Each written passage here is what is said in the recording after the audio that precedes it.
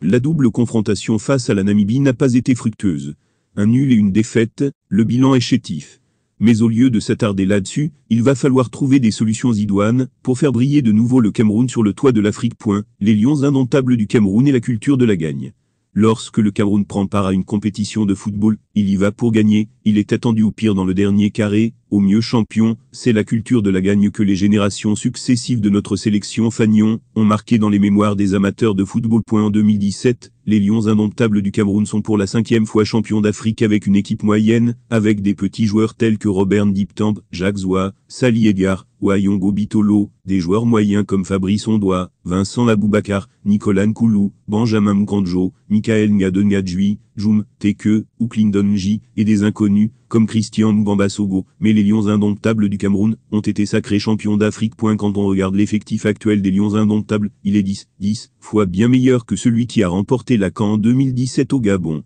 Si au bout d'un an ça ne marche pas, il faut changer le staff technique. C'est aussi simple que ça. Il n'y a pas de reconstruction en équipe nationale, qu'on ne vous trompe pas, car la carrière et la gestion en équipe nationale est totalement différente de la carrière en club. En équipe nationale, on fait avec les joueurs qu'on a. Les joueurs que vous avez aujourd'hui peuvent ne pas être les mêmes dans 3, 0, 3, 6, 0, 6 mois en fonction de leur performance et de la forme du moment. Prenez le cas de la France. Combien de champions du monde 2018 ont été en Coupe du Monde Qatar 2022? Pogba? N'Golo Kante?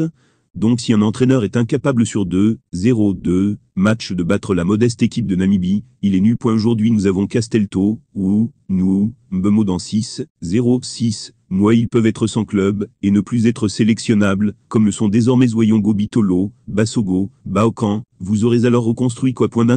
Cette équipe a juste besoin d'un bon entraîneur, qui comprend l'entraînement, qui connaît mettre 11 gars ensemble pour remporter n'importe quel match de football. Un texte produit par le lanceur d'alerte Chancellon, qui envoie ainsi un message fort aux dirigeants. Si Samuel Eto'o-Fils hésite pour l'instant à limoger son ami et ancien coéquipier, qu'il nommait à ce poste, il y a plusieurs mois, c'est peut-être parce qu'il refuse de reconnaître son erreur, ou d'avouer qu'il s'est trompé sur la capacité de l'ex-capitaine des Lions.